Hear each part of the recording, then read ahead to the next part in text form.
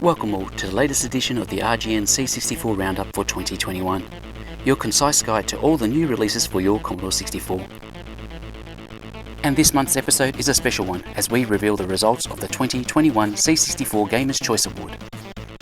This year's award has been determined by a closed voting panel of 21 people who I've identified as being proactive supporters of the current day C64 gaming scene, having played a good portion of the new games released over the past 12 months, and don't pretend that RGN does not exist. The voting panel consists of a good weighted mix of coders, gamers, magazine reviewers, podcasters and YouTubers. I'm very grateful to this great group of people for joining this year's voting. Thank you guys. Each panel member was asked to select 5 of their favourite games from a list of 21 games nominated by RGN, with a bonus point being awarded to their most favourite game. The list of nominated titles include games that have received a general release from late December 2020 up to December 15 this year, which signifies the end of the 2021 series of RGN Roundups. Any games released in the last 2 weeks of December will be part of the 2022 award consideration. Here is a quick look at the games that finished outside of the top 10.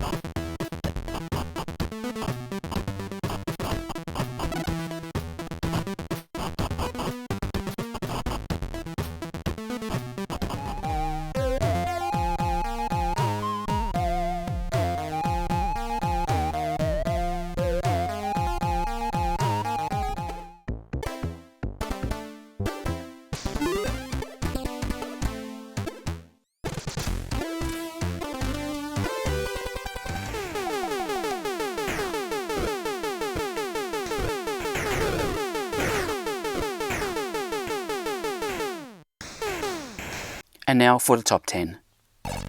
There were 6 games that all finished with the same amount of votes for 10th place, but Tiny Quest was my favourite out of those 6, so it takes the 10th spot.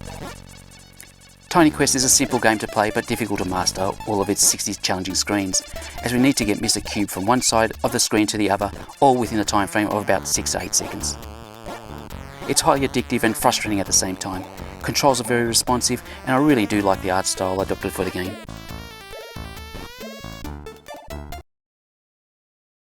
Drawing inspiration from science fiction film Iron Sky, Bad Moon Rising is a collection of minigames presented under a story narrative that sees European space astronauts uncover a Nazi base on the moon, in which they've used to build a huge fusion gun, which they intend to use to invade the world with.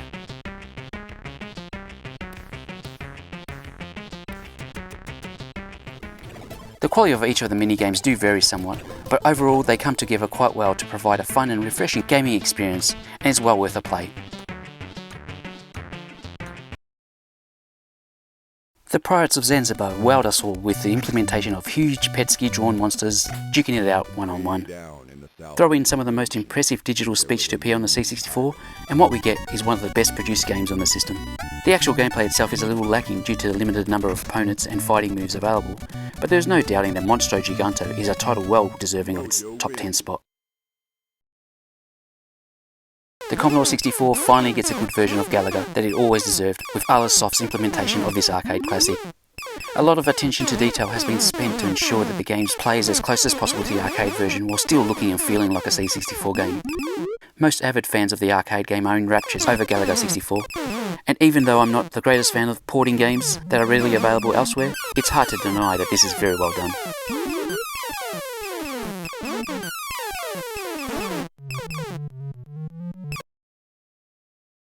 Nixie the Glade Sprite is a wonderful looking scrolling platform game that sees our little sprite set off on a mission to restore the forest to its peaceful setting by cleansing the Gaia Stone. Nixie requires plenty of precision jumping and careful timing in order to succeed, and provides a generous health meter that allows the game to be instantly accessible to all. Perhaps the main criticism of the game is that it may be too short and that additional objectives or missions could have been added to vary and extend the gameplay a little, but this does not detract from the fact that Nixie is a good inclusion to the C64 library. The C64 port of Night Night may have arrived with little fanfare, but it was successful in capturing the attention of those who enjoy single-screen arcade action. This faithful conversion of the MSX version is well executed and features 80 levels and a number of pickup items to help us with our objective of colouring in every floor tile before being able to open up and exit. Night Night is very easy to pick up and play and exhibits quite a bit of that old school charm within its presentation. I am quite pleased for Aris Kavalos that his game has finished in the top 5. Carlton Hanley and Saul Cross teamed up to bring us Episode 1 of Run and Gun, a high-quality platform shooter that allows you to switch control between two different soldiers as they attempt to quell the threat of an impending alien invasion. The game is well executed but can get tough in a few spots here and there. Fortunately, the inclusion of it continues is enough to help many of us at least get to the boss encounter at the end. Yes, the first episode of Run and Gun is quite short, but it does contain quite a bit of variety within it, and does leave us eagerly awaiting its follow-up episodes, if they ever do eventuate. The Icon 64 team once again illustrate that they do platform adventure style games very well, as Solus 2 sneaks into the 3rd position in this year's award. Drawing inspiration from the Sacred Armour of Antiriad, Solus 2 provides 4 expansive levels, each with its own distinctive look and objectives.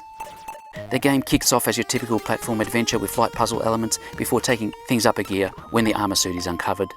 Great graphics, responsive controls and over 80 minutes of platform exploration style gameplay all add up to a great release and one of the must-play titles for 2021. Sarah Jane Avery's long-anticipated JRPG-inspired game, Briley Witch Chronicles, delivered in abundance to all the fans of this genre. Featuring great production values, Briley Witch delivers high-quality graphics, a good varied soundtrack and an immersive game world that draws you in and dares you to stop playing.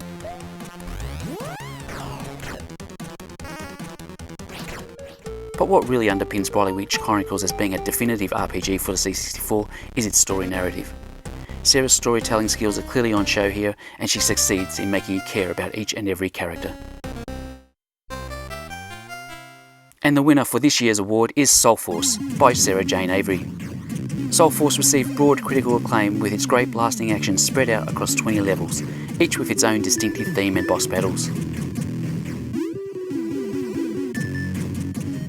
Add in some wonderful parallax scrolling, plenty of enemy variation, a well-balanced difficulty setting, and a story narrative that plays out via cutscenes and beautifully drawn bitmaps before each level. It's no surprise that it was selected by 2/3 of our voting panel, many of whom declared it to be their favourite game for 2021. Soul Force is heads and shoulders above any other shooter released on the C64 in over 30 years, and it's no surprise that it has been able to attain more than 1,000 sales, most of which are for the physical version within its first 12 months. This is simply a wonderful release for our old little 8-bit machine. Congratulations to Sarah Jane Avery and Soul Force in winning the RGN C64 Gamers' Choice Award for 2021.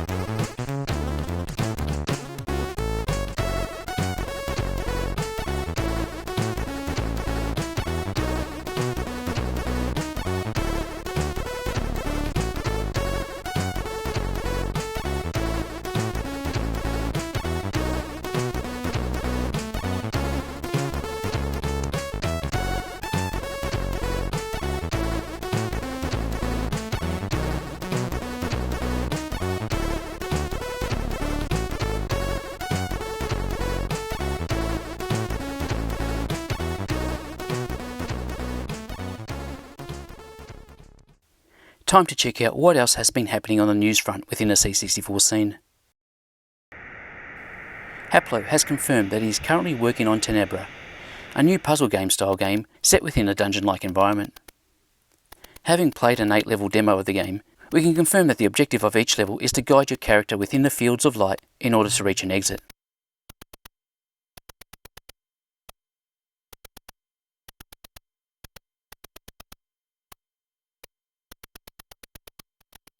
Some torches are in fixed positions, while others can be carried around.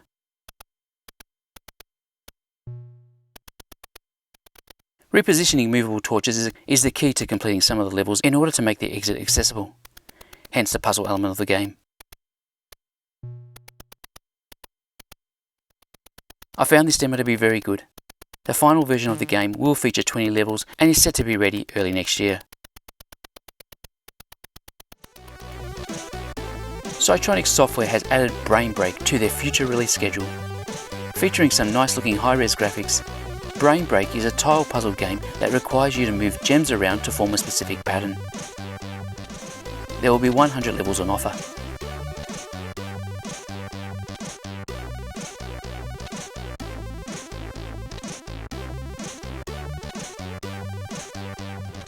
Brain Break was actually written back in 1993 but never saw a commercial release. The game has been tidied up a little and is now ready for release almost 29 years later. We are lucky to have a pre-release access to Brain Break and can confirm that as a puzzle game, the game is quite good.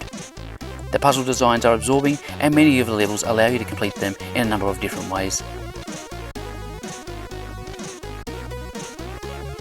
Issue 19 of K&A Plus magazine is now out, and take a look at that front cover.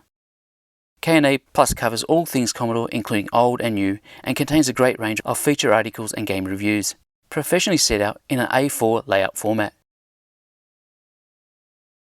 The magazine comes in both digital and physical editions, and is a great read. Make sure you grab yourself a copy. The Group XS has celebrated its 30th anniversary by releasing an enhanced version of Supremacy. There's no difference to the core gameplay in this version, but what it does add is mouse support and a number of graphical and user interface enhancements, including the great intro from the Amiga version that was left out of the original C64 version. This is another well executed refresh of an old title, and well worth checking out if you enjoyed the original.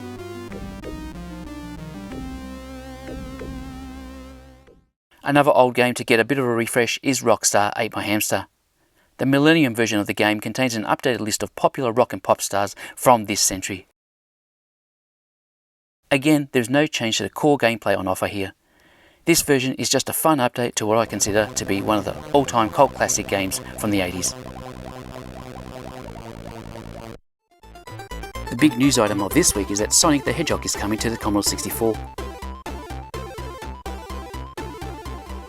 Mr. Sid has released this video trailer to announce that he has been secretly working away at porting across the Sega Master System version of the game, and that will be released in late December. Sonic the Hedgehog will not run on a stock C64 machine, as it does require a compatible RAM expansion unit of at least 256 kilobytes for it to run on original hardware. If you have an Ultimate 2, an Ultimate 64 or Turbo Chameleon device, then you're in luck, as they have built-in REU solutions, while people using the Device Emulator can enable REU functionality via settings.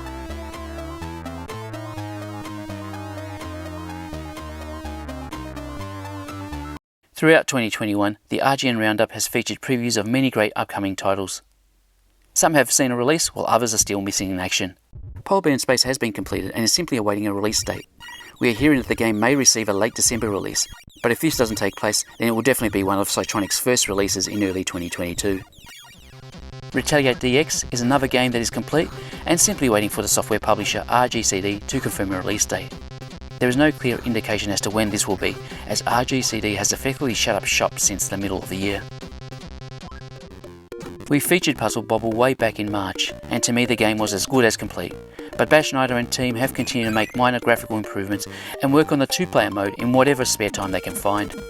The game, by all reports, is close to being done, with the project just needing one final development cycle before it's released.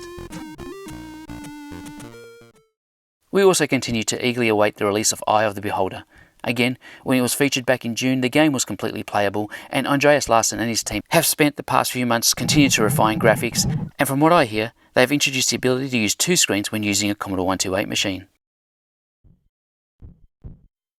Dan Avery continues to work on Miner 2019er to make it the best it can be. In chatting to Dan, he revealed that not only has he added a casual mode difficulty, but he has gone through and remastered a number of graphics and animations throughout the game. Can't wait to see the end product of this one.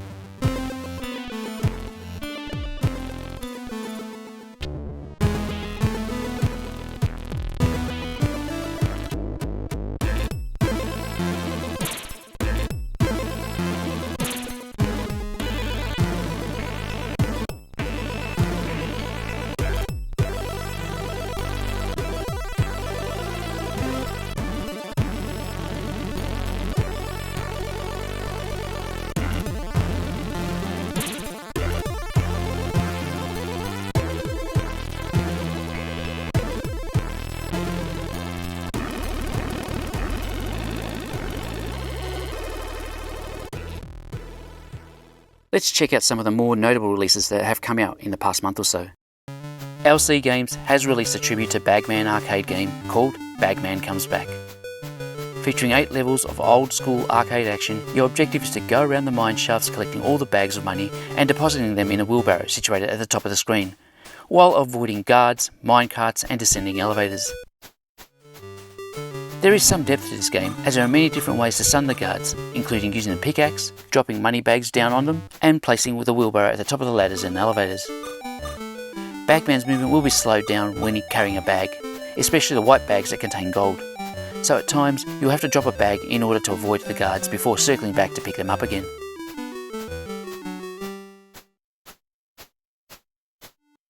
Some money bags will require you to grab ceiling handles so that you can use the mine carts in order to grab them safely.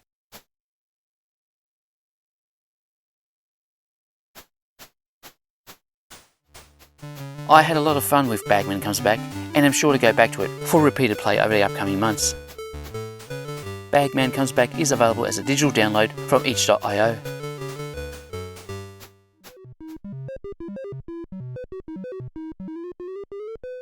Pack War by Chris is a mix of 2 classic video games, a 2-player Pac-Man game with Wizard of War.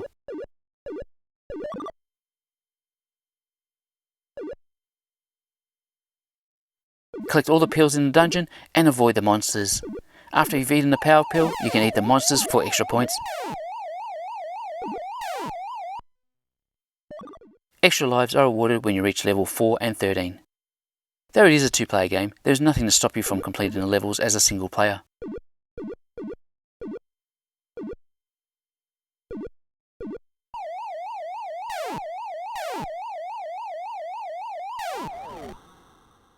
Following its initial inclusion on the cover disc of the latest edition of ZAP64 Micro, the C64 port of the Atari 2600 game Sequest has received a general release.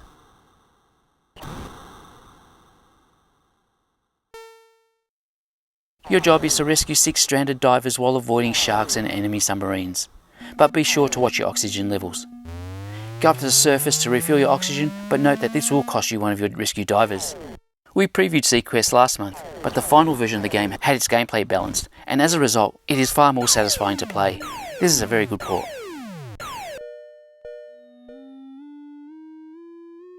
Cosmic Combat DX, released by the New Dimension, is a fun arcade blaster.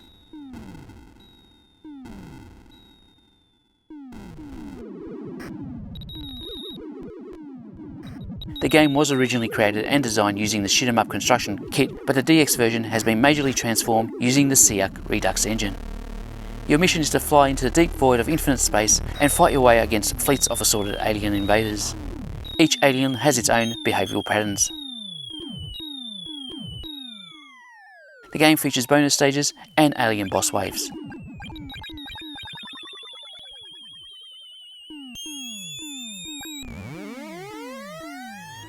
This is one of the better shooters to come out from T&D in a long time. The game does not feel like a SEAC game and moves about quite well with sophisticated enemy patterns on display. Cosmic Combat DX is available as a free digital download, but unfortunately it will only run on PAL systems.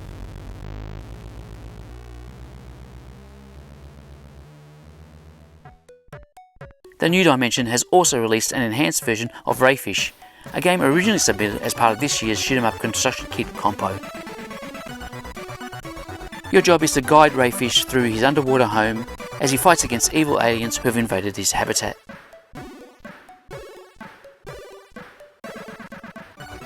Unfortunately this time around, the action on offer here is pretty standard for T&D's range of CX shooter games. Graphics do pop somewhat, and there are power-ups to collect, but overall it is not the most exciting shooter going around. Rayfish DX is a free digital download, but note that it is not compatible with NTSC systems. The Reaper UK has released a Christmas-themed endless scroller game called Run, Santa, Run. Help Santa collect all the presents knocked off his sleigh by a nasty wind gust while avoiding various hazards.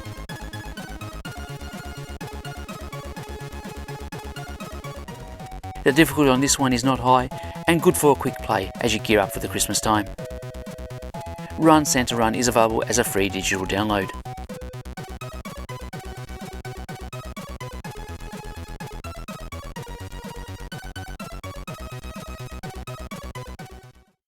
Vector 5 Games has released a new Christmas-themed platform puzzle game called Santa's Workout. The idea behind each level is to use your allocation of ice blocks to build a way to the exit.